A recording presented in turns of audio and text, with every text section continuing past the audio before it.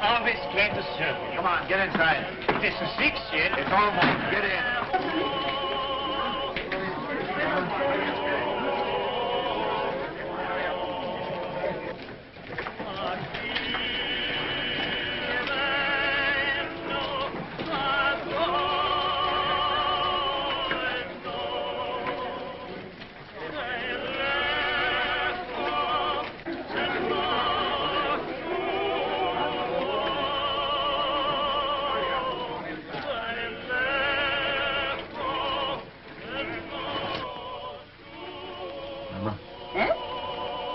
Locking up time.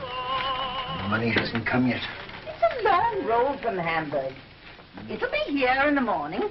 Yes, but if anything should happen, all that money, 10,000 gulden. Eh? So much this journey? 7,000 in one lump from Prince Lowenstein's agent, and then all the small sums, 10,000 at least. The roads are dangerous. Tomorrow morning it'll be here. Ah, we should be thankful, Maya. Business is good, eh? Nearly 1,000 gulden since morning. Mama. Eh? That agent. Did you notice him? What? There he sat, sly and smiling, planning to rob this poor old Jew Rothschild. And here I was, so innocent, a little child, a baby, in fact. And there was that fine old clock that his master had sent him to bargain for. Yes. And when at last I let him have it for less money than it cost me, I could see in his eyes how pleased he was that he got the better of this little baby. Sold it under cost? A spat to catch a mackerel, Mama. He thinks he's so clever, and I'm so stupid. Always make them think they're clever.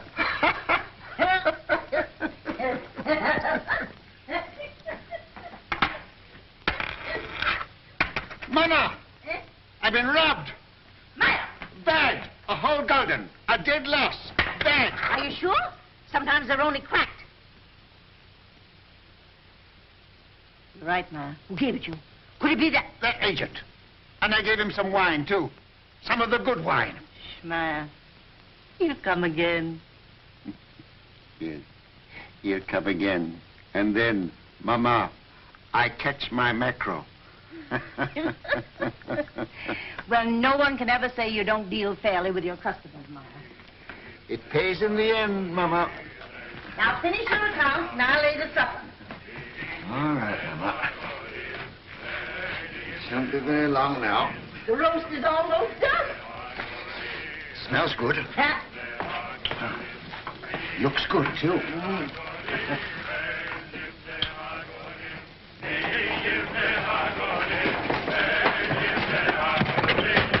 Mama, quick! It's Nathan! Mama, the tax collector. Oh. Papa, the tax collector. He's down the street. Shut the door. The tax collector, boys.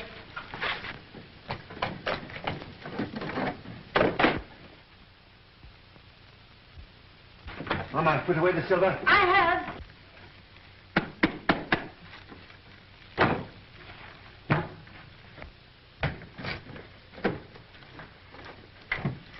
Don't forget my account book. Oh, run away. What do you know about it? Everything is in one big collector gold. Take those hats off.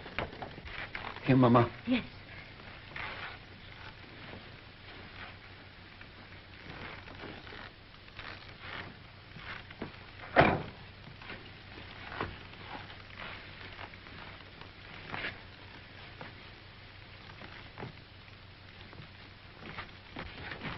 Hurry up, Carl. Tumble up, James. Over the fireplace. Remember, no deal for the last 5 days. Understand? Yeah, Father. Are you hungry? Not so very. Then look hungry. Look hungry. Anson Solomon, you remain below. Mama, hide the roast.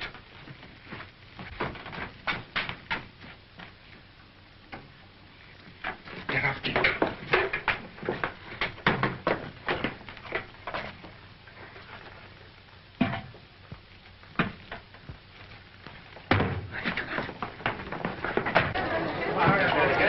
we'll take Rothschild next. Mama, take your sewing. Sit there. Nathan, by me. Nathan, take your hands out of your pocket. Open up, Jew.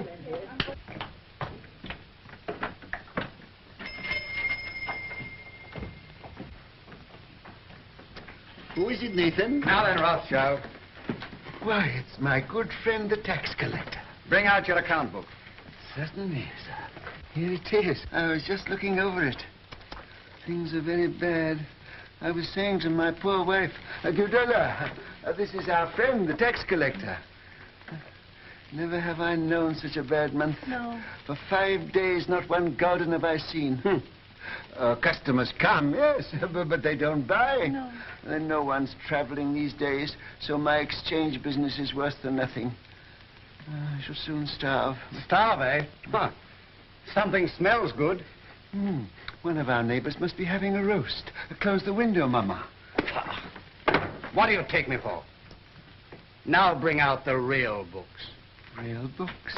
Why, Excellency, I don't understand what you mean. Rothschild, you're doing more business than any Jew in Jew Street. You're going to pay 20,000 gulden. 20,000? Why, a council of the big merchants in the city doesn't pay as much as that. That's another matter. He's outside the ghetto. Oh. He's not a Jew. Oh, if you were going to kill me this instant, I could barely raise 1,000 gulden. Upstairs. That's the house. Pull the beds apart.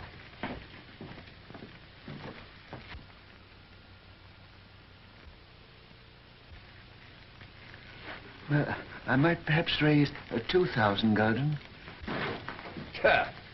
Very interesting. Oh, that.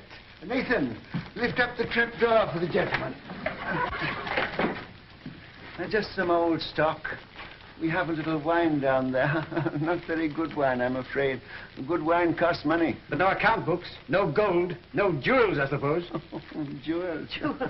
I've had to give up dealing in jewels long ago. It needs capital. Shall I lead the way? You follow. At a distance.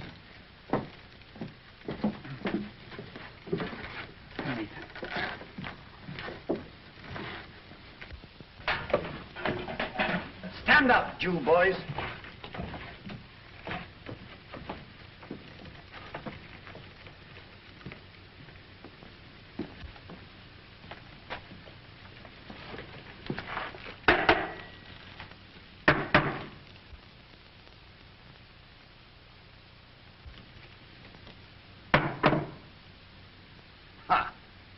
Wine. Fill up a cup. But that's green, Excellency. Do as I say. Oh, it had wine in it after all, eh?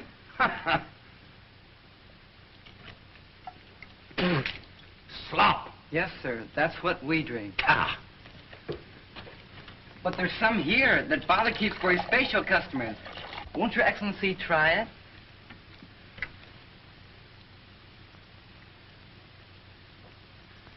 Ah.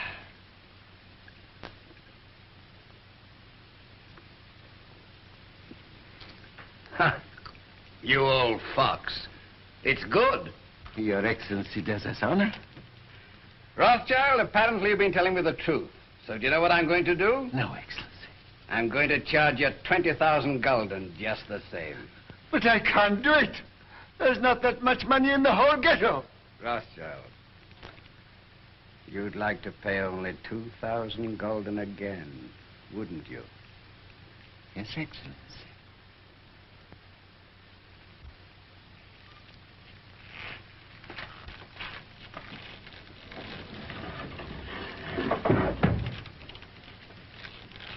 Now, what would it be worth to me if I put you down for 2,000 this time? A very handsome present for Your Excellency. Say, 1,000 gulden. Talk sense, Rothschild. I want 10,000. Would you leave me and my family penniless? With a great deal of pleasure. Come now. Well, perhaps 3,000 gulden, but that's the limit. The actual limit. I'll take 6,000. Oh, I will. We'll make it 5,000. All right. Have it ready tomorrow. I'll call. And And if any of you breathe a word, I'll have your house burned to the ground.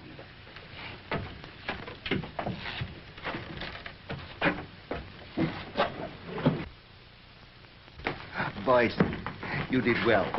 Nathan, you're a smart lad. That wine, Mama, you should have seen him.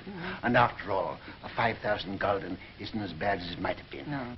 But it is bad to have to pay away 5,000 gulden. Not as bad as having to pay away 20,000, Father. 6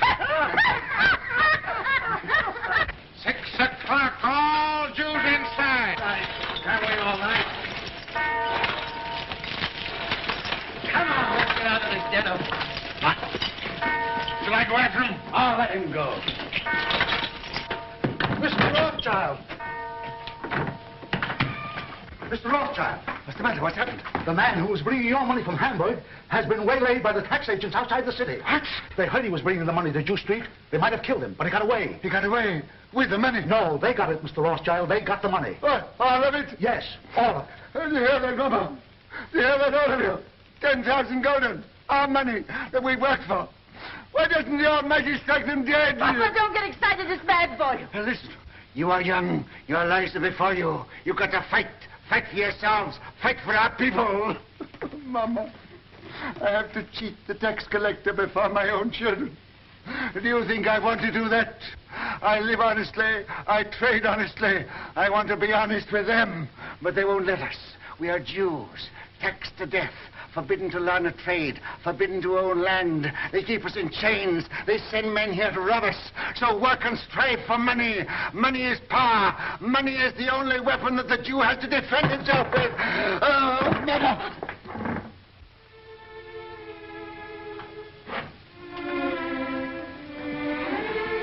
Come, he wants to speak with you. All of you.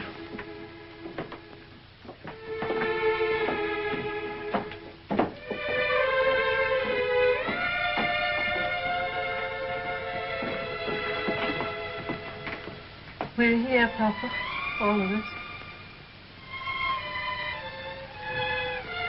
My sons, when I go, I leave you in your mama's care. She is wise, far wiser than I, and good. Do always as she says, and you will grow rich. Come closer.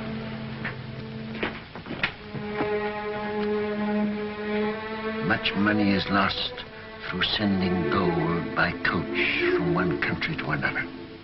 In times of war, it is seized by the enemy. In times of peace, by thieves. You are 5 brothers. I want you each to start a banking business in a different country. One to go and open a house in Paris, one in Vienna, one in London. Choose the most important centers, so that when money is to be sent from here to London, let us say, you won't have to risk life and gold. Amshel, here in Frankfurt, will just send a letter to Nathan in London saying, pay so-and-so. And that will be offset by loans from London to Frankfurt. Understand? Yes. In your day, there will be many wars in Europe. And nations that have money to transport will come to the Rothschilds because it will be safe. Papa, you mustn't talk anymore. The doctor... I'm giving advice to our sons, Mama, that the doctor cannot give. Remember, unity is strength. All your lives you must stand by one another. No one brother must be allowed to fail while another brother succeeds. Your 5 banking houses may cover Europe, but you will be one firm, one family, the Rothschilds, who work always together. That will be your power. And when that power comes, remember the ghetto. I shall be here. I shall never leave the house where they were all born. And remember this before all, that neither business nor power, nor all the gold in Europe will bring you happiness till we, our people, have equality, respect, dignity, to trade with dignity, to live with dignity, to walk the world with dignity.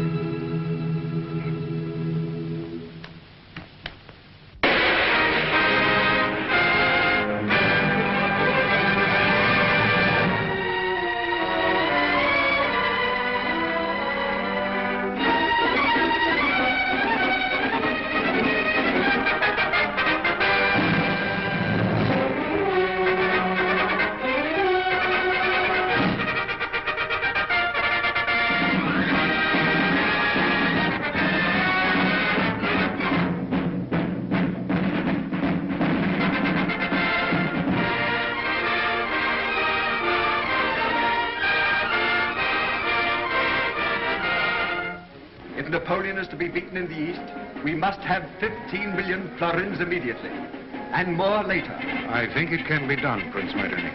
But I shall have to consult with my brother Nathan in London. Come, come, Solomon, can't you decide now? Your Highness is aware that the Rothschilds work as a family, and we've made Nathan our head.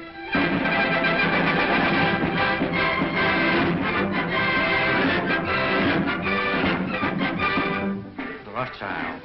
There can be no peace in Europe as long as Napoleon controls Italy. 16 million ducats as soon as possible. If your Highness will keep the utmost secrecy, I will endeavor to obtain the consent of my brothers.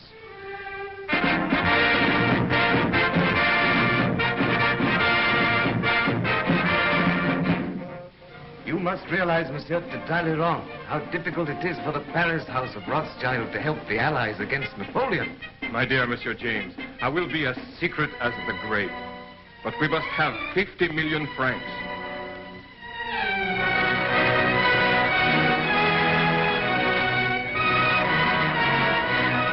Your visit honors our house, Count Ladras. Quite aware of that answer, Rothschild. I wish no one to hear of it. Only necessity brings me here. The armies of Napoleon are already in Prussia. We've got to have 5 million gulden. Drive them out. I will consult my brother. Ah, that's nonsense. It is an unbreakable rule, Your Excellency.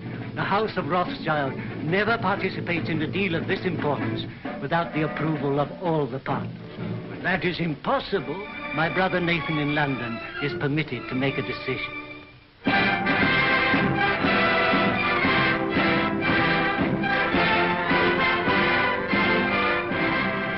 It may be that just one more loan will carry us to victory. You've been most generous, you and your brothers too. And I can assure you, sir, that His Majesty fully realizes that the House of Rothschild has already contributed 10 times as much as any other banking house in Europe. Captain Fitzroy arrived this morning from Wellington's headquarters, and he's told me how much the General appreciates what you've done. Lord Wellington's language on the battlefield can't be repeated, sir. But I've heard him declare that he wouldn't swap any one of those 5 Rothschilds for any 5 of Napoleon's brigade. May I tell the Prime Minister you agree to one more loan? Do you realize, gentlemen, that the Allies are drawing on us throughout Europe? It's money that wins wars. It's money that makes wars. With £5 million, we can hold Napoleon at bay. Mr. Harris, tell the Prime Minister I decline to raise £5 million to keep the Allies fighting Napoleon. I'm sorry. But you can tell Lord Wellington that the 5 Rothschilds will let him have 10 million if he'll guarantee to smash Napoleon. Oh, excuse my hat, gentlemen.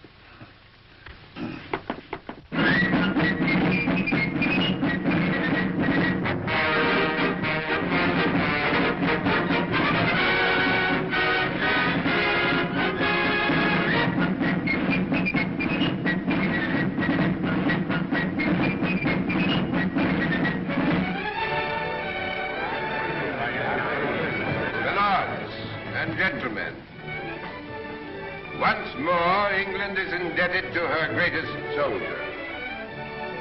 It is my privilege as Prime Minister to thank him on behalf of England for his glorious achievement.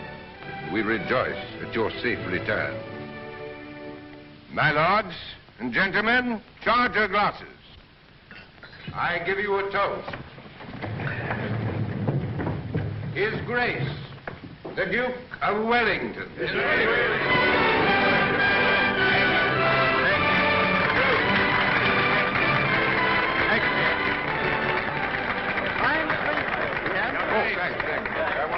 Well, that's over. Empty. Who's got some snuff here? Yeah. England's Your greatest soldier. That's all right. May I shake your hand, Your Grace? Thank you. Yeah, here it is. Why wasn't Rothschild here? Now, some feeling. Wasn't he asked? Well, no, Your Grace. Some of these people... Wasn't the man who paid for these dash wars important enough? It wasn't a question of importance. It Well, was... if he can't come here, I suppose we can still go there. Get Fitz. Yes, sir. Just as soon as I can get away, we're going to call on Nathan Rothschild. He ought to have been here. Dash light, I call it. More snuff. You know where the old boy lives? Very well indeed, sir. Oh, you young blackguard. I'd forgotten about that daughter of his.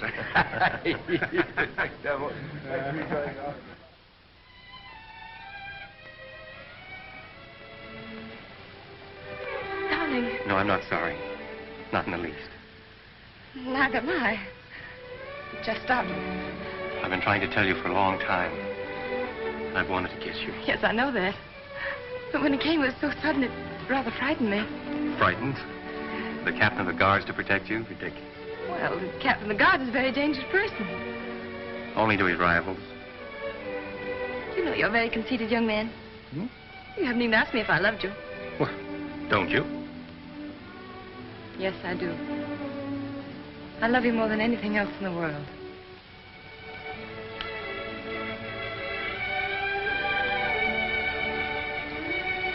Well, then tonight, after I tuck the Duke into bed, I'll call on your father. My speech to him is all ready. I've rehearsed it not less than 1,000 times. To trees at night, to guns, even to horses. I haven't gotten a refusal yet. I'm afraid it's not as simple as that. Some of those horses were pretty difficult customers. It's no use, darling. You're just dodging the real reason. You're being sweet and thoughtful again. But you're not making me forget that you're a Gentile and I'm a Jewess. Think of the shock to our families. This is no longer a family matter. Spitz and Julie.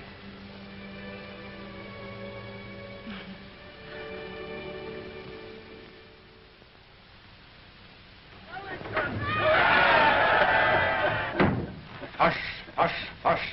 I've had that crowd at me heels all day. If they had any sense, it's you they'd be following around, not me. Oh, we Rothschilds have had just as big crowds following at our heels in Frankfurt, but not with cheers. Well, I'll cheer for you, gladly. And I hope one day Europe will realize she owes you something more than money. Well, my father was a man of peace. He told us never to loan money to make wars, always to end them. And that's been our principle. Everybody knows that and respects you for it. No, Your Grace, they don't know it. And they don't respect us. Our bankers are jealous of us. The man in the street thinks we're just Sherlocks. And Europe hides its head for shame because it borrows from the Jews. I suppose you know it's that Prussian fellow, Count Lederans, that's responsible for that rot. I know. He hates me and all my race. He's a proper jackass, Rothschild. And he ought to be hanged. I must admit that the same happy thought has occurred to me more than once. You know, it's a danger having a man like that in authority. Always making enemies. Well, that's a danger, as they may need us again. What do you mean? Well, perhaps we're not out of the woods yet. Why, Napoleon's scotched. Napoleon's in exile, but he's not dead. As good as dead, Rothschild. As good as dead. Ah, perhaps. Another brandy, Your Grace. Ah. I've often thought it would have saved a lot of trouble if Napoleon had been born an Englishman. Oh. Where would I be then? Why, his commanding officer, of course. Oh, thank you. Sound brandy you've got here, Rothschild. To the peace of Europe. Well, I'm a soldier, but I'll drink to that. I see, Rothschild. A little secret. Mind you, I oughtn't to tell you this, but I just heard this morning that they're going to float a dash big loan to put France on her feet. An enormous loan. The biggest thing ever issued. Yes? Well, they've got to do something. France has had 20 years of war and the whole country's torn up. But now they've got peace. They're going to get together, the 5 allied powers, and help her out. And the banking house that floats this loan will at once become the most powerful in Europe. Its prestige will be enormous. That's it. Now's your chance. Your Grace, I can't sufficient to thank you for this information. Mind you, it's a dash dark secret. But it serves the chuckleheads right for telling me. They ought to know by now I can't keep a secret. Send a message to Mr. Roth and ask him to come to me here at once. Yes, sir. We'll drink to the house that floats the new French loan. To the House of Rothschild. And its greatest member. Huh. Ah, there you are. Miss Julie. Your Grace? Mrs. Rothschild, you've got to watch this young rooster. I'm beginning to understand now why you were always asking for leave to return to London.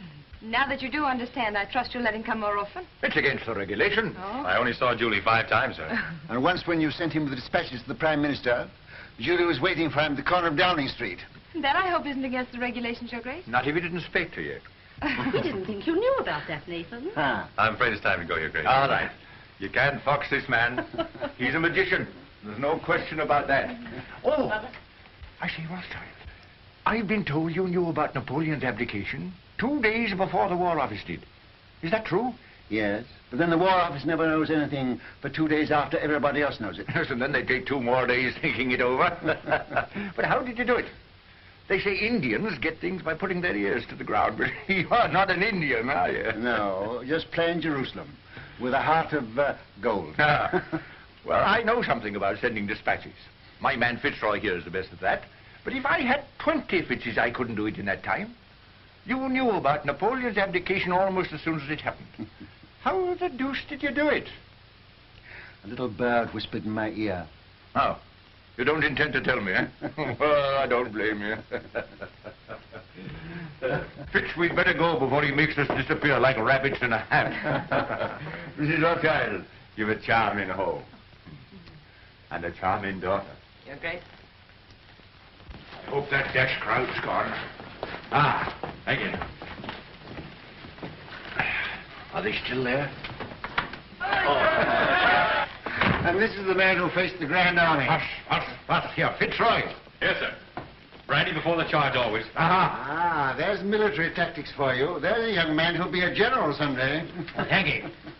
Well, goodbye, Rothschild. And remember, it's a dash dark secret. 1,000 thanks, Your Grace.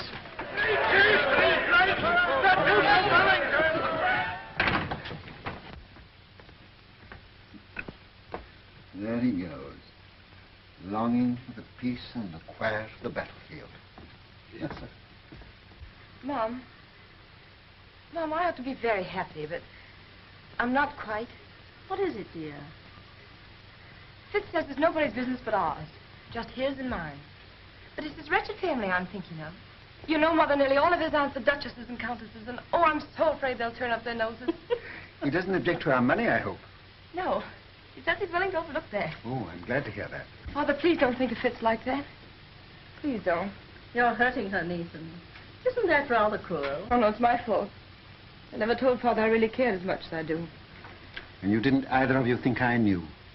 We businessmen are not supposed to notice unimportant things like daughters and wives. You should know better than that, Hannah. Well, I knew she loved him, but we thought we'd tell you when you got to know him better. Julie, you know the tradition of our family. A Rothschild to marry a Rothschild. But I wasn't a Rothschild, Nathan. No, but you were Hannah. And you were one of our race. That's what frightens me, Mom. These dreadful prejudices. Could we bear it? Could Fitz bear it? I won't pretend, Julie, that I wouldn't rather you married one of your own people. It's a cruel barrier. Yes. But the world's changed a bit, especially in England. There's no Jew Street here. And they're lifting other chains from us, too. So, perhaps... Oh, no. No, don't say perhaps. Say yes. What do you think, Hannah? I think girls should be allowed to make their own choice. Ah, I'm not sure that I agree with you. Oh, but this girl, Father. Well, it's about the first time that I've known a Rothschild to make a bad bargain. You are a Rothschild. And the Duke of Wellington has told me that the Rothschilds did a great deal for Europe during the war. Now, what have your Fitzroys done? Nothing. Beyond repeatedly getting leave of absence from duty and showing an unaccountable interest in orchids. And a remarkable taste in women. That doesn't show strength of character. Any fool could fall in love with you. Oh, but not any fool could get your consent. He hasn't tried But yet. he will. And when he does, you'll see him. Oh, you darling. Here's Rose looking positively shocked. Don't go, Julie. Oh, but I must. I'm engaged. Where are you going, Julie? I'm going out to the orchid house. Look at the orchid. Robert, I sent for you because I have tremendous news. This message must go to each of my brothers at once. By what His Grace calls our magic. Great news. Yes, indeed.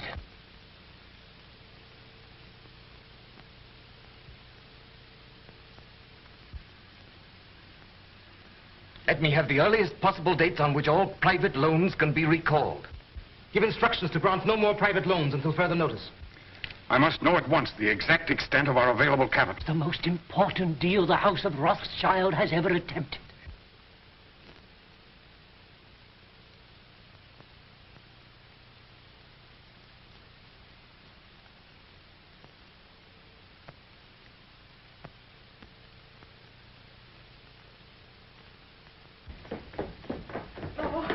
Let me look at you. Oh, you really look so very nice. I'm sure I don't know how they could refuse you anything you asked. I'm not depending entirely on my profile, Julie. Where's my hat? Oh, the carriage hasn't come yet? I'll take a hack. That's what I like to do. It always makes me feel so independent. Sure you won't let me put a little perfume on your handkerchief? Quite sure. You're so calm. Aren't you excited at all about getting this great loan? Who'll be there? Representatives of all the big banking houses in Europe. Baring will be there, of course. And the ministers of the countries interested, I suppose? I suppose so. Legrand representing Prussia, Metternich from Austria, and the rest of them. Still, you feel pretty sure, sir, don't you? Sure of half of it, anyhow. I have private information that ours was the best bid. The largest loan in history. You know it's the proudest day of your life. The proudest day of my life happened 30 years ago. I shan't draw an easy breath. Don't worry. When I say that no other banking house in Europe can match our bid, I'm not guessing, I know. And now where's my hat? On your head, I believe. Where it should be. Where it shouldn't be in a lady's presence. I beg your pardon. To Downing Street and victory. Goodbye. Bye, Father. Good luck.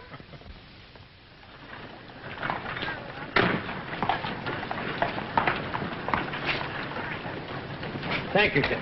But, Mr. Rothschild, even your daughter, Miss Julie, pays me more than this, sir. Julie has a very rich father. I haven't.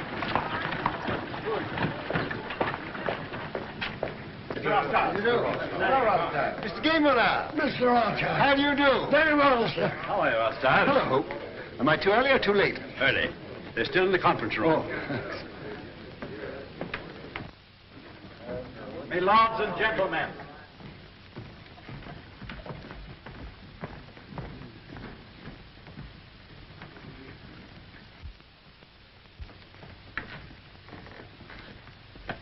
Your hat. Oh. Thank you, Mr. Barrington. The meeting is called to order. Gentlemen, bids for a French loan for 450 million francs have been received and recorded. Offers to take all or a part of the issue of bonds, the greatest single issue in the history of European finance, were received from the following banking houses. J. Lafitte and Company, Paris. Gay Moulin, Vienna. Hope, London. Bertrand de Lis, Madrid. Baring and Company, London. It is the decision of the conference that the highest authoritative bid is that of Baring and Company, London. They will be awarded 3/4 of the issue at 71. There being no further... But you're mistaken, Mr. Harris, there is. Mr. Nathan Rothschild. I'm compelled, my lords and gentlemen, to draw your attention to what must certainly be an oversight. I regret to say, Mr. Rothschild, the decision must stand. But my house sent in its bid to take the entire issue, and our price was a point better than Mr. Baring's. Why is that not recorded? Perhaps Count Ledrance would like to explain the situation to Mr. Rothschild.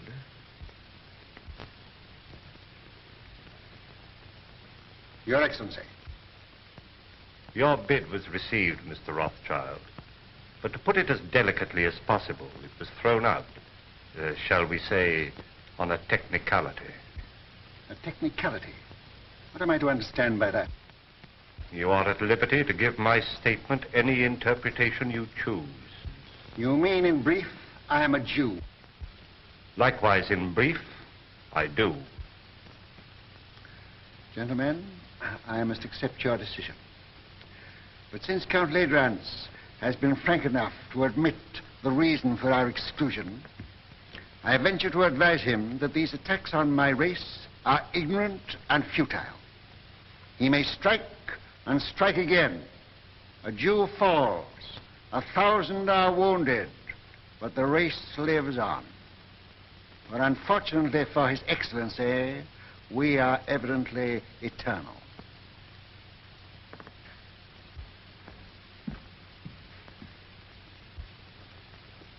Mr. Harris, you say that Barings take 3/4 of the loan. May I ask who takes the other 1/4? That is being taken up by Count Ladrans, Prince Metternich, Count Talleyrand. I see. A family party. Good day, gentlemen. Your luck is out, Mr. Rothschild.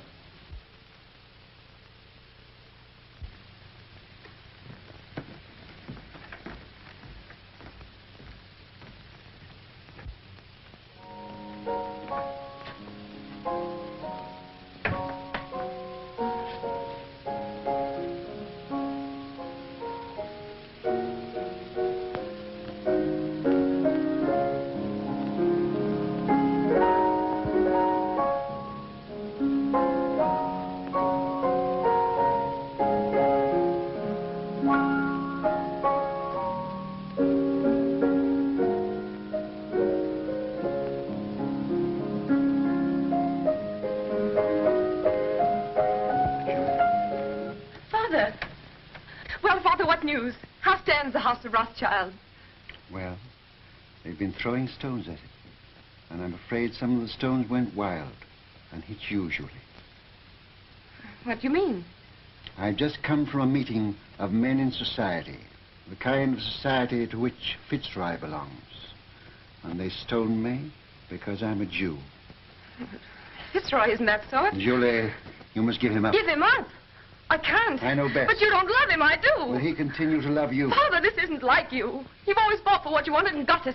Well, perhaps I'm a fighter, too. This fight's been going on for 2,000 years. But things are changing. You said so yourself. I was a fool.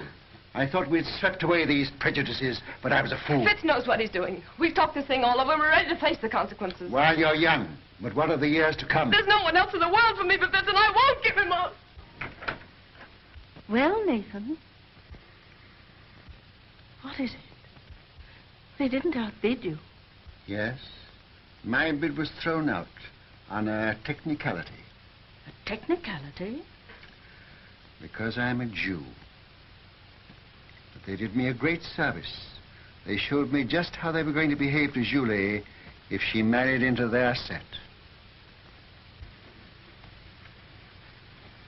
You'll do as I bid you. I'll try, Father. Nathan, what have you said to her? You can't ruin their lives. No, I'm going to save them. Hannah, she mustn't continue to see this man. You must get her away. But where? Take her to Frankfurt and take her at once. Excuse me, sir. I heard the result of the meeting and came to offer my sympathy. Oh, well, thanks. If you have any spare sympathy, you might keep a little in reserve for Baring, Ladrans and Company. I don't think they need it, sir.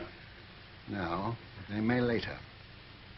Do you realize that Ladrans, Metternich, Talleyrand, and the rest of the party are taking 1/4 of this loan without a penny between them? But they'll make millions on the rise. Ah. He's tired. Perhaps I'd better call again later. Ralph, if you could buy government 4% bonds at 60, would you pay 74 for them? No, sir. Would you, Hannah? Goodness me, no. I thought not. Nathan, what's in your mind? Murder. Hannah, I'll tell you exactly what's in my mind. And this may interest you, too, Ralph. Baring and those others headed by Ladrans have taken this new loan at 71. On the first of the month, they're going to offer it to the public at 74. It pays 4%. But there is already in existence a previous government bond which also pays 4%, of which we have a large holding. Yeah. This bond is now selling at 73. Hannah says I'm tired, but I'm not too tired to realize that if the public can buy one government bond for 73, they won't buy a new issue bearing the same interest for 74. That's true, sir. But Baring and the other bankers will run up the old bonds, and when they rise to about 75... I know what you're going to say. They'll make the old ones rise, and then launch the new ones a point lower, and the public rushes in. Quite so, sir. But suppose there is no rise. Suppose somebody pricks the balloon and it doesn't go up. Suppose before they can run it up, somebody else begins to run it down. Suppose by the first of the month, these old bonds now selling at 73 should fall down to 63. Then they couldn't possibly launch the new loan at 74 because nobody would buy it. No. And Baring and Ladrans and his little band of bankrupt brigands will wait for it to go up. But suppose instead of going up, its tier goes down to 55, to 50, to 45, to 40, why they'll never be able to launch the loan at all. And by gad, that's where it's going.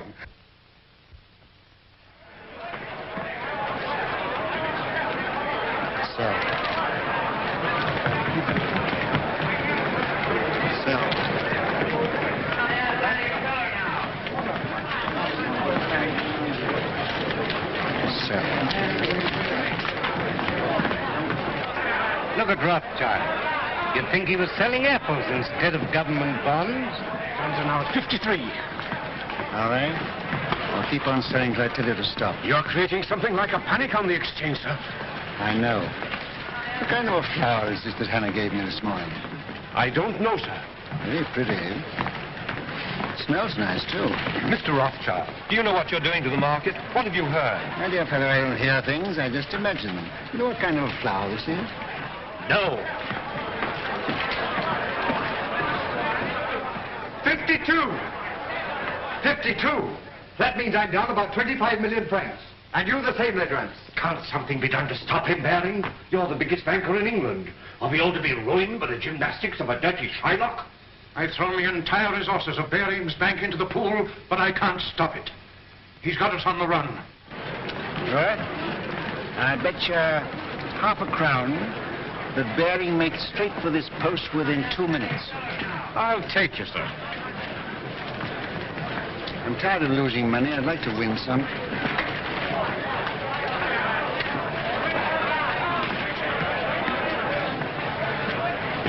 You're a magician, sir.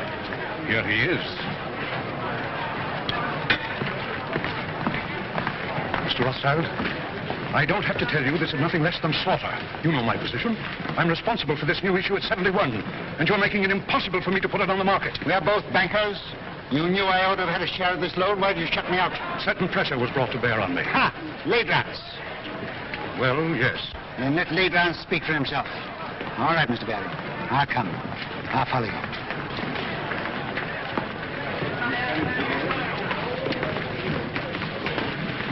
About how much has this thing cost us up to now? About £5 million. All right. We'll make 10.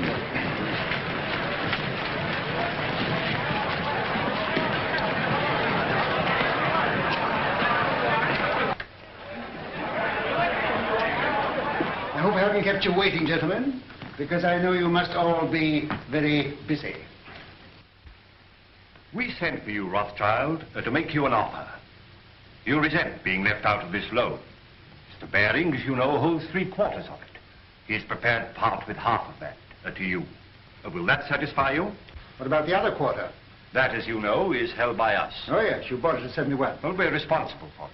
You bought it at 71. It was allotted to us. And not against your will, I hope. Certainly not. So you bought it at 71. What do you mean, bought it? Can you pay for it at 71? You know perfectly well that no one is prepared to pay in full for an entire issue. Were you prepared to pay anything? Could you have stood a 10-point drop? No.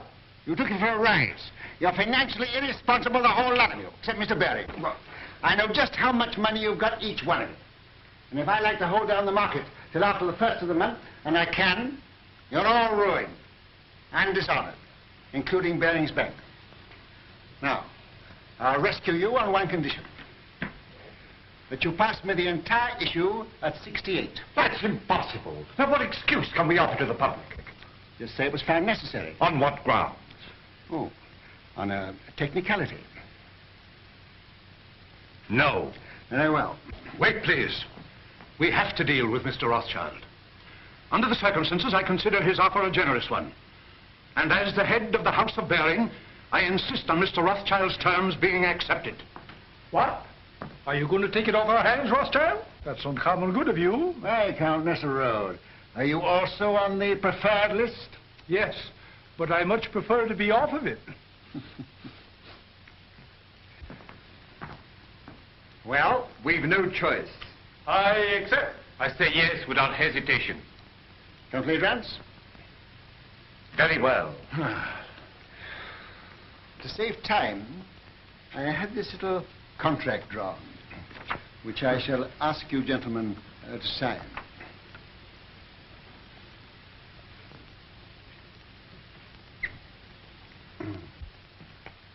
You seem to have been very sure of yourself. I was. Quite. Will you sign first?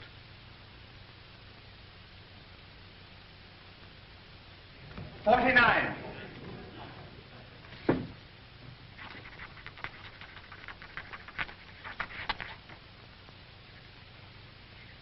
You won your fight with me, Jew. But remember, victory may be bought too dearly.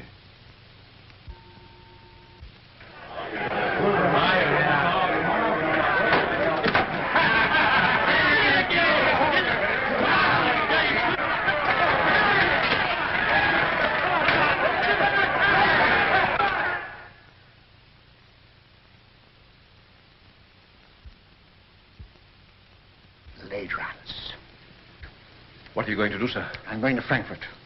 I'll leave within an hour.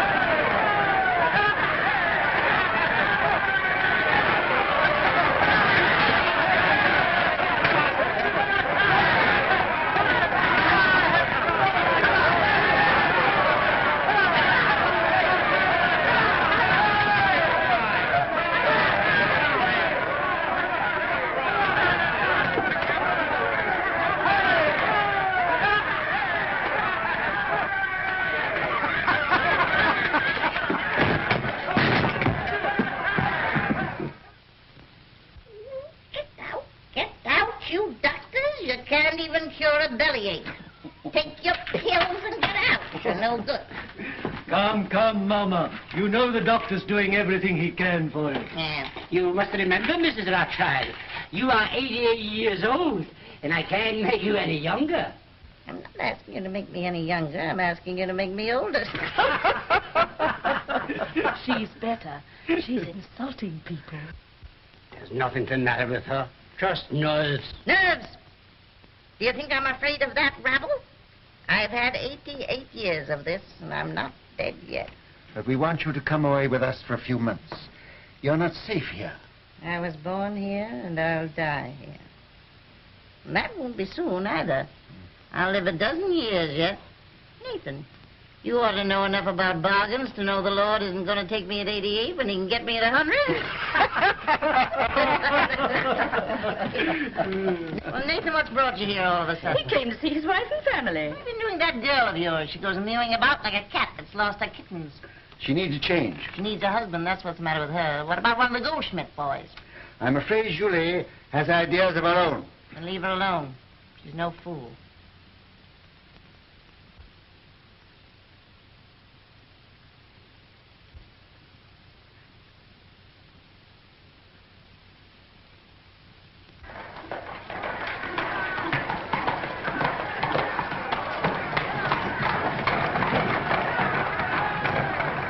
Can you tell me which is the Rothschild house? Yeah.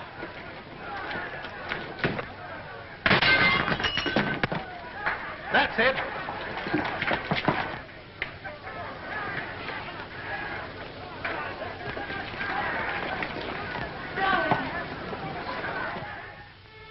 What's the use of our pretending? I don't pretend to Father. He knows exactly how I feel.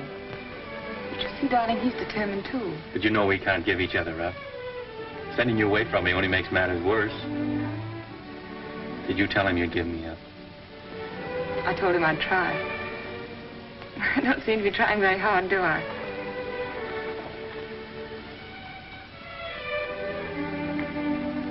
Let me look at you. How long did it take you to get here? How long have you been riding? I left yesterday morning. How'd you manage? I asked Nosy for leave. Who's Nosy? That's what we call the juke behind his back. Oh. I think he guessed where I was bound for. Anyhow, he said yes. Of course, I'd no idea your father was here. No, of course not. What are we going to do? I'm going to see him and have it out. Good. Oh, darling. Won't you see this through with me somehow? I've got you and I'm going to keep you.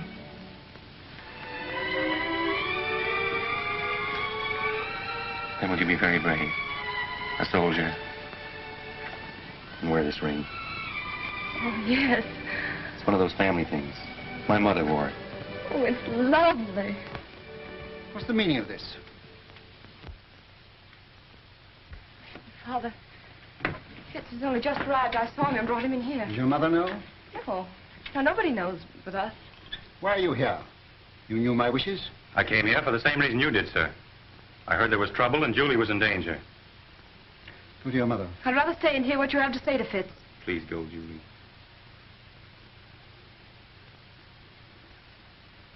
It's no use, Father.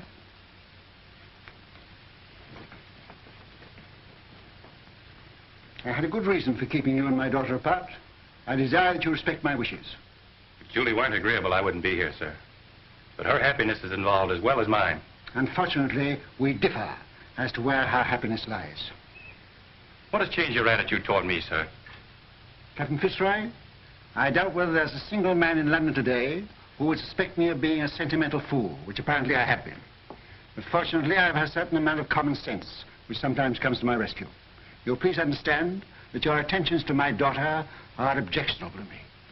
What is your objection? You're not of our race. That's an objection I think you might have raised a great deal earlier. I was a sentimental fool. Walk through this ghetto. Go into the Jewish quarter of any town in Prussia today, and you'll see men lying dead. Julie's people killed by your people for but one crime, that they were Jews. Now do you understand? I'm sorry, sir, but I still love Julie. Julie is a Rothschild, and she'll not marry without her father's consent. Good day.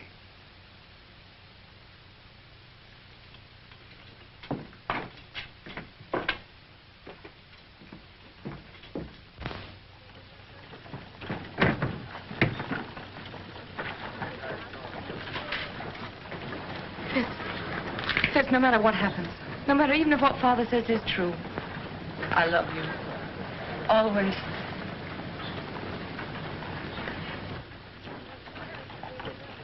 The Jews in Prussia know that this uprising is the direct result of your quarrel with Ladrans, and that has made them bitter against you. Fools. Nathan has done more for the Jews in England than any man who ever lived. England isn't Prussia, Mama. Ladrans has his agents everywhere. They spread lies and propaganda. You've got to put the screws on. Money is the only screws we have. And now, with Napoleon in exile, Ladrans and the Allies need us no more. It's queer, isn't it? We fight for the peace of Europe, and with peace, we lose our power. Well, you've got to do something. They burned down the Levy's house last night, and they burned down this one if they dared, but they're afraid of me. You tell all those kings and ministers you feed that if they don't stop this outrage, you'll stop their pocket money. If I thought Ladrans would listen, if I thought I could make him call off his dogs, I'd go to him. But now, don't worry, Nathan, and make yourself sick. The Lord isn't going to desert us. So take a rest. Leave the work to him. If there was only some way you could handle Ladrans. For the sake of our Jewish people, I think you should go to him, Nathan. Grovel at his feet, eh? All right. If you think so, I'll go. He must have his price, and whatever it is, I'll pay it.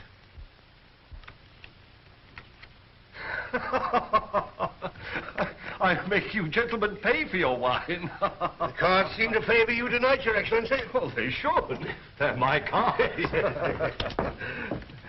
Colonel, any news? Good news, Your Excellency. Dresden, entire ghetto reduced to ashes by fire. It is estimated that 5,000 Jewish refugees crossed the border into the Netherlands. I have dispatched 3 agents to The Hague to stir up the populace there. Frankfurt. The citizens stormed the ghetto and fired 2 houses. A serious pogrom was prevented by the arrival of the civic guard. Who ordered out the civic guard? The burgomaster, but he won't interfere again. We've explained Your Excellency's campaign. That's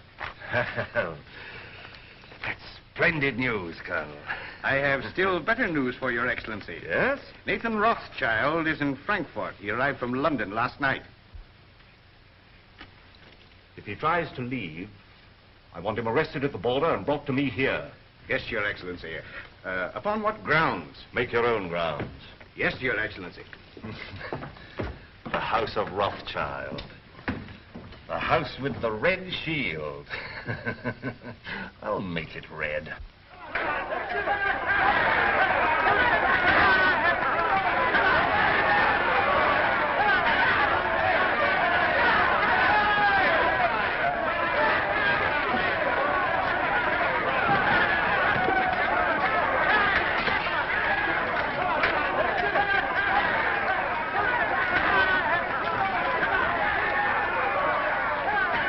That's him, the one in the heavy coat.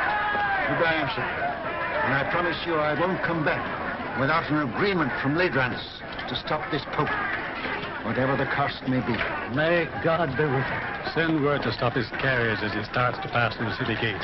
Seize him and place him under arrest. Quick. Mr. Rothschild! Mr. Rothschild! What is it, Schumann? This message just arrived at the office, sir. It's from Mr. Nathan. Me? Yes, sir.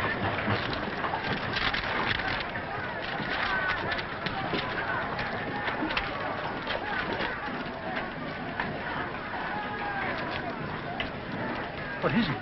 Napoleon has escaped from Elba. The French are rallying to his banner by thousands. This means war. Another war. Now you can go to Ladrans. Now he needs you, and we'll have to see him. No, I won't go to Ladrans. Ladrans will come here to the ghetto. Michael, bring my baggage back. I'm not going. Very well, sir. Of course, Wellington, I'm Prime Minister, but you're the idol of the people. My dear fella, I'm going to retire quietly to the country, surrounded by me dogs and me books and... Yes? For His Grace. Ah. For me, eh? Will you excuse me? Yes, yes, yes. Oh! That blasted little Corsican is back. What? Ladrans. I gave orders not to be disturbed. It's important, sir. Word has just reached us. Napoleon has escaped and is in France mobilizing his army.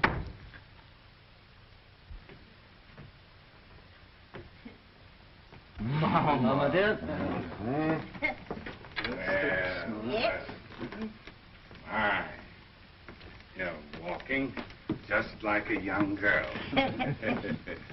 Well, boys?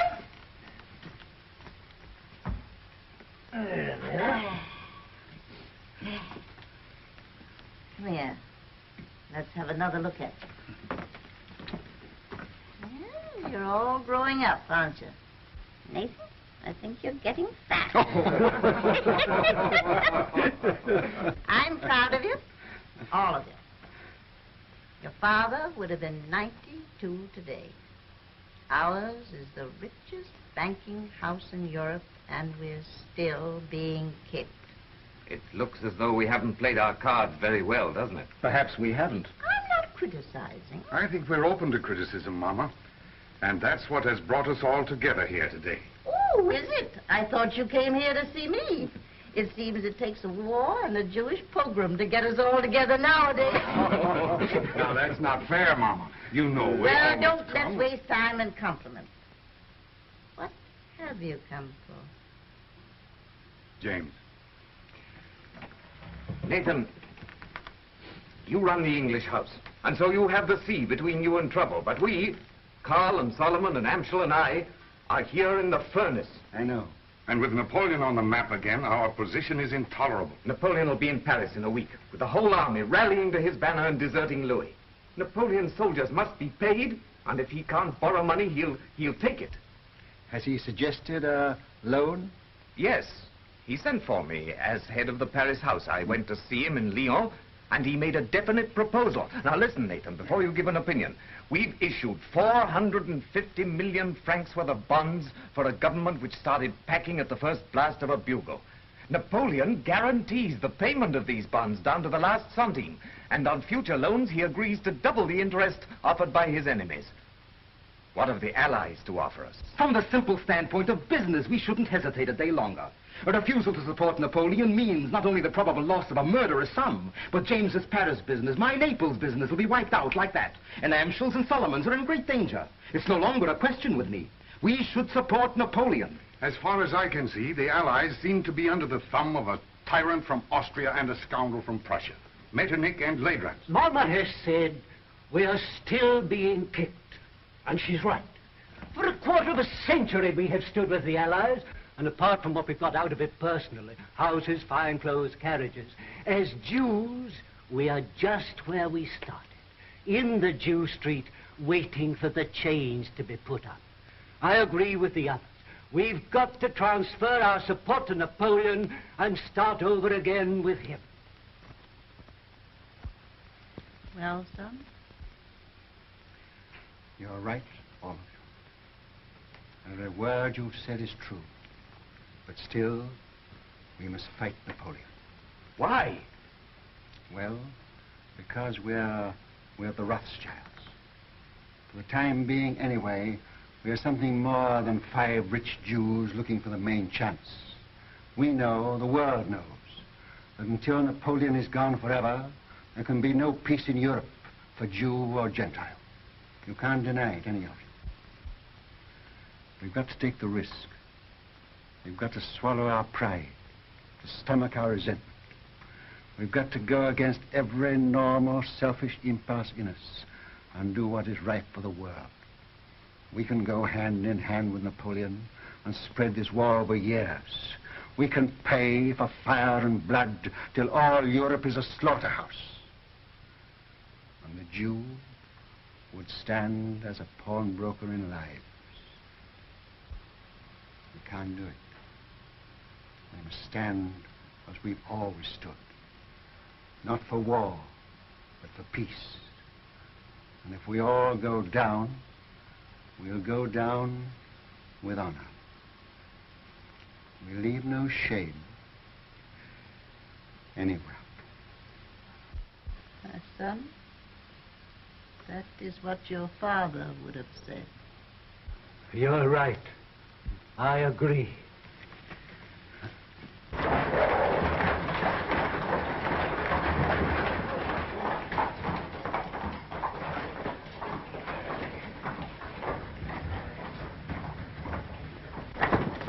The House with the Red Shield, Your Excellency.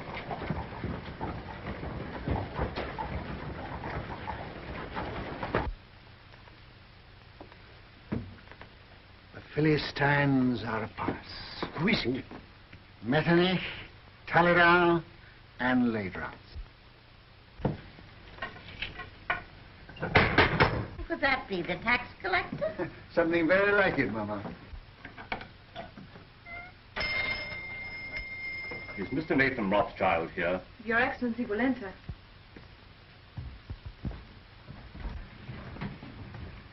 Lords, this is a great pleasure.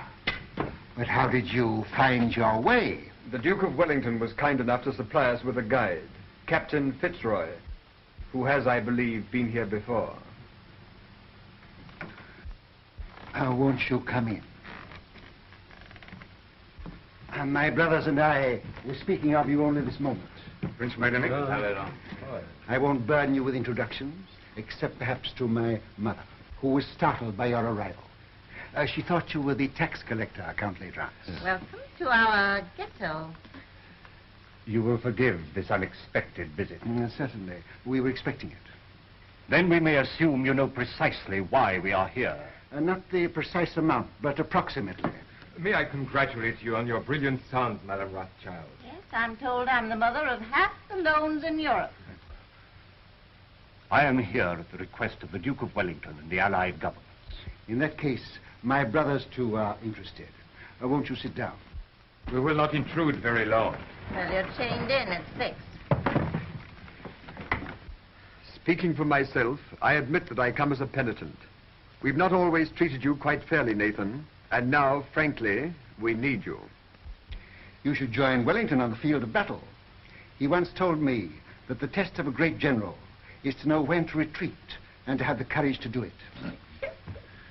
The Allies need money. Now, we're not asking you to give anything. You're money lenders, and you'll get your interest. You sure of that? Don't you trust the powers? No, Austria's bankrupt. France is already in the hands of Napoleon. And so is Italy. Why don't you go to the other bankers? Your own bankers. We have not sufficient capital. You mean they won't take the chance? What if Napoleon wins? I suppose there must be a certain amount of risk in your business. No, we ask security. What security can you offer us? Then don't say you're not asking us to give anything. You're asking us to give a great deal. I see no reason for prolonging this meeting. As you say, we are moneylenders, not philanthropists. We do it for profit. You may as well know that Napoleon has offered us twice as much as you can promise us, and we've decided to take his offer. Gone over to the enemy, eh? I must admit, I'm amazed. How will Napoleon get the money to pay you? Steal it. But that's not our business. I always thought you stood for peace. For 20 years, we've been supporting the peace of Europe. Now we're thinking of the peace of our own people. The Jew? Yes. Napoleon will give us our freedom. That's why we are for Napoleon.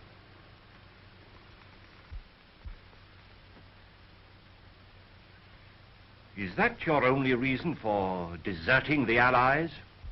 I resent being cross-questioned by you, Count Ledrans. I think His Excellency was about to make a proposition. Oh. Well, if we gave you all the freedom that Napoleon could give you, would you then be willing to sacrifice the financial advantage of his offer? Count Ledrans, we are moneylenders. Come, Nathan, after all these years... What do you offer? What do you want? Brothers, may I speak for you? Yes, of course. We require an agreement, a treaty, signed and guaranteed by your governments, giving to our people absolute freedom. In this agreement, they would lose their chains. They would have the right to follow any trade, to own land, to live with respect, and remember what our father said, Mama? To walk the world with dignity. I fear we will have to lay that before our respective governments. You are your respective governments, and you know it. The day this agreement is signed, the resources of the House of Rothschild will be at your command, and not before. Very well, we accept.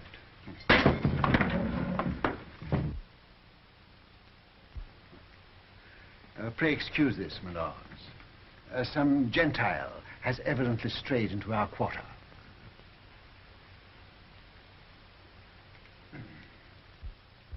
Goodbye, Granny. Goodbye, my precious. Goodbye, dear. Who's got my hat? Oh, here you are, Father. Oh. James. Father, I'll go out of the carriage with Michael. All right, my dear. James, it's of vital importance that we should have first-hand news from the field of battle. Somebody to be close to Wellington's troops. Whom can we trust? In time of war, nobody. What about you? Will you do it? Yes. And I'll get word to you every day. Of every move they make, the instant they make it, and always by the usual method. Oh, Mama? I'll come to the door with you. Oh.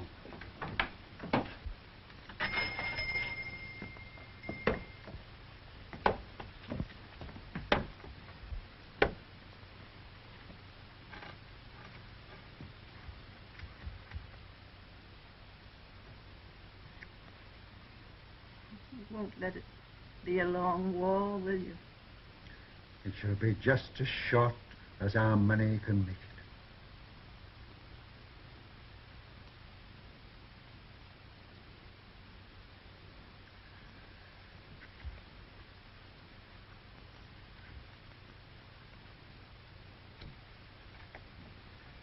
Good luck. Goodbye, Mama.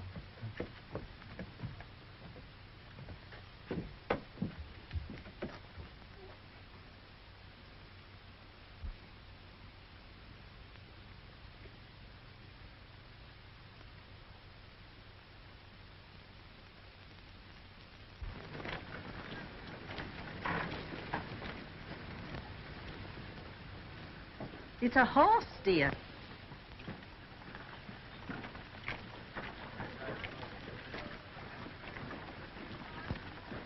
This time I'm here by command of the Duke of Wellington, sir.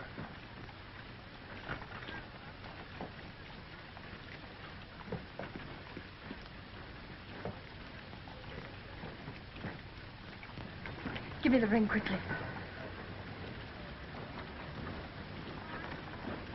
Darling.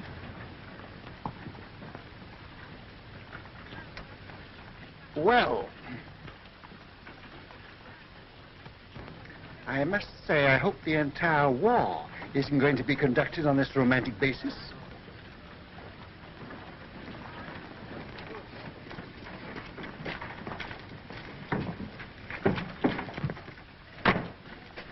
Seven Fitzroy, I give Napoleon 100 days, no longer. If at the end of that time you're still alive, and you seem to be the type of young man that can't be killed, you can come and talk to me in London. Thank you, sir. I shall count the days.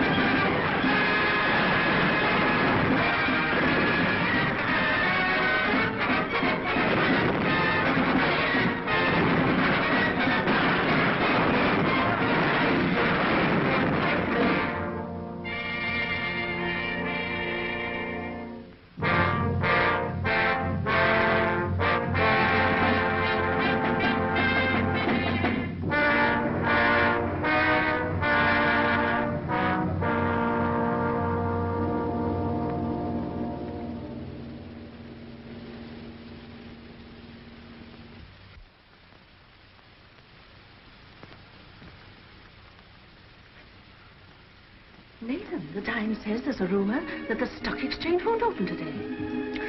I wish it were true, but it isn't. Hannah, sit down. When people become rich, very rich, they have grave responsibilities. I know. I mean moral responsibilities that come with money, that poor people never know. Yes? Could you bear to be poor?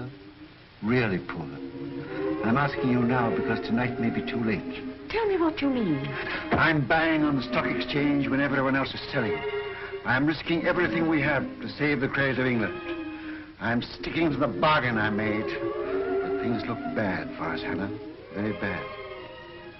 Are you doing what you feel you should do? Yes. Do what you think is right. And if you fail, I'll love you all the more.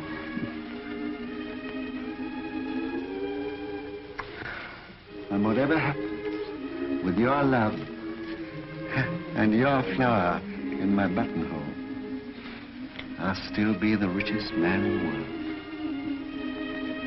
Father, Mr. Ross brought a message. May we hear it? It just came, sir. I thought you should have it before going to the exchange.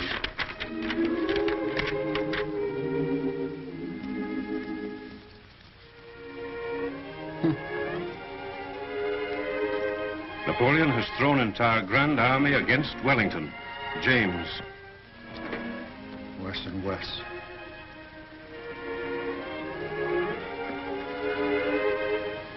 Poor shoe lady. These are hard times for young lovers. Father, you said you gave Napoleon 100 days. This is the 100th day. Fitz hasn't come back to me.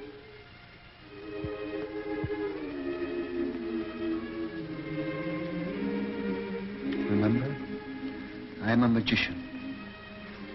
My day may be over, but I know there's a message of love and hope on its way for you.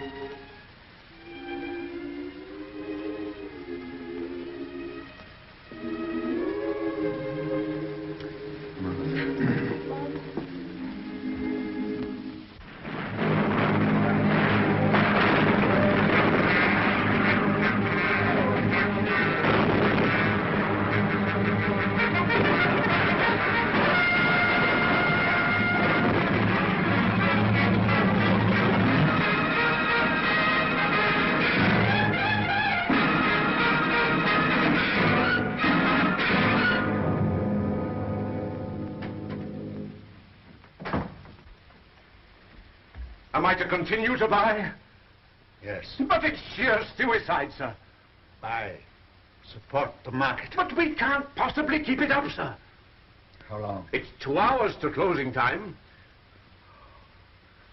Can't hold on for 2 hours. Then stop this insane buying. No. I made a deal with Ladrans and the rest, and I won't go back on my word. Buy till we break. But do you realize, sir, that you're holding more than any man ever held in the history of the stock exchange? We've picked our horse. We'll back it till it drops. But here are messages from your brothers begging you to hold back. You're alone in your judgment. Are you blind? Where will Europe be if England is bankrupt? And if I can't hold the market, England's credit is gone. But no one man can hold the nation's credit single-handed, Mr. Rothschild. One man can try. I'm fighting in the only way I can fight. With money. I'm giving all I've got to give for the peace of Europe. And whatever other Englishmen do tomorrow, I buy today. Mr. Rothschild, forgive me, but while rumors reach the exchange that Wellington has been defeated. It can't be true. I should have heard long ago. We owe so much to you. Will you do one thing more? Come and show yourself on the exchange. They say you're ruined and dare not face the music. There's a wild panic. Your presence may steady the market. I'll come.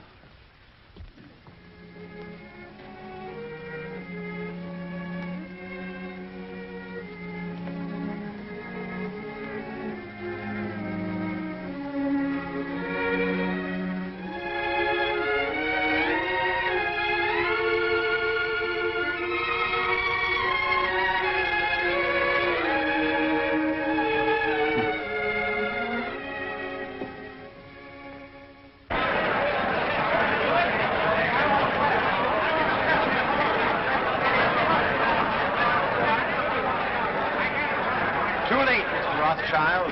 You backed the wrong horse this time. Rothschild, you've lost your luck.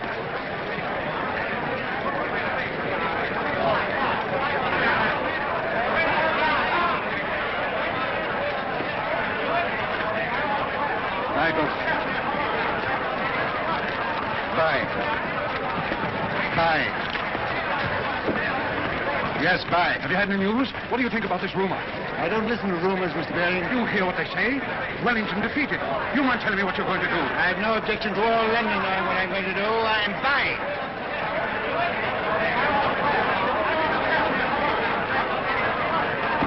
Mrs. Rothschild asked me to give you this. Did she come here to the exchange? Herself? Yes.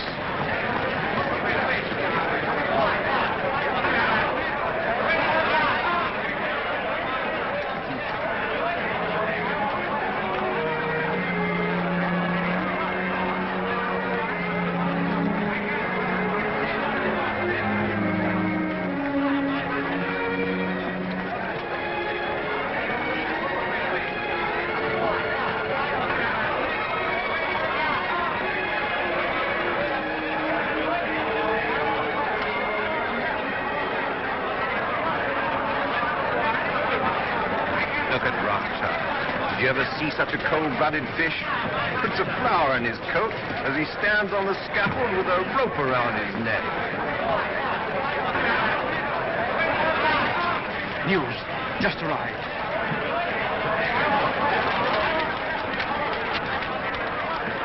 And James.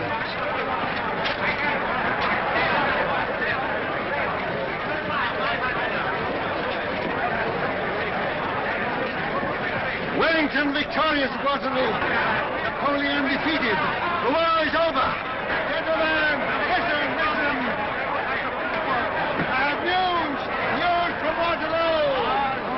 Napoleon is beaten. You've been overbuying. Don't play tricks on us. It is true.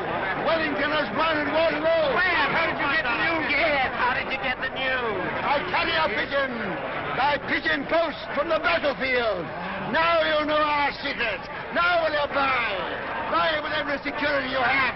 Buy without security. Buy with your clothes on your back. Buy.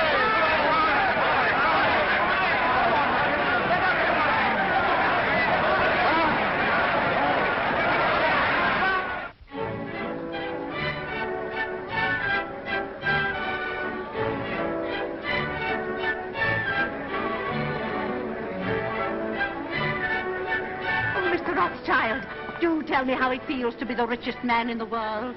One has to be very clever to make a fortune these days. Perhaps, but far more clever to keep it. Really? Well, I wish you'd tell me how to make money on the stock exchange. What's the recipe? Oh, same as for a cold bath. Quick in and quick out. Excuse me.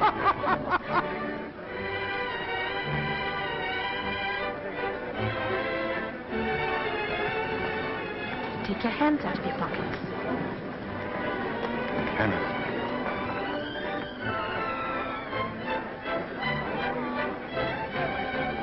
Strange, isn't it?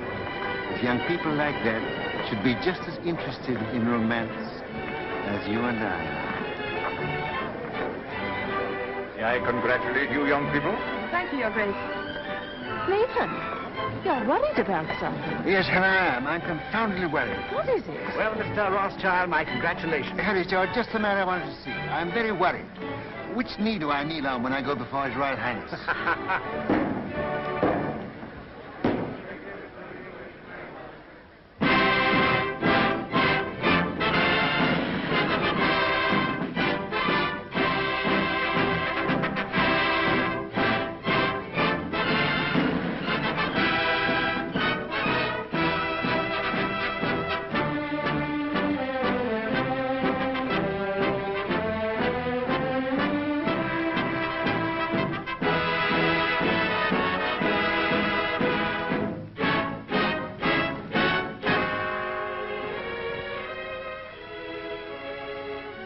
England is deeply grateful to her adopted son, who by his generosity and courage played so large a part in bringing victory and peace to Europe. His loyalty never wavered. His faith in England never faltered. To England he has brought nothing but honor. And for England, we thank you, Baron Nathan Rothschild.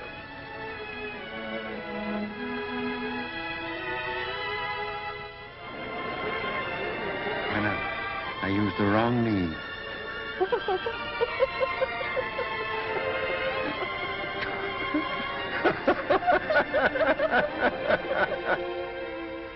To trade with dignity, to live with dignity, to walk the world with dignity.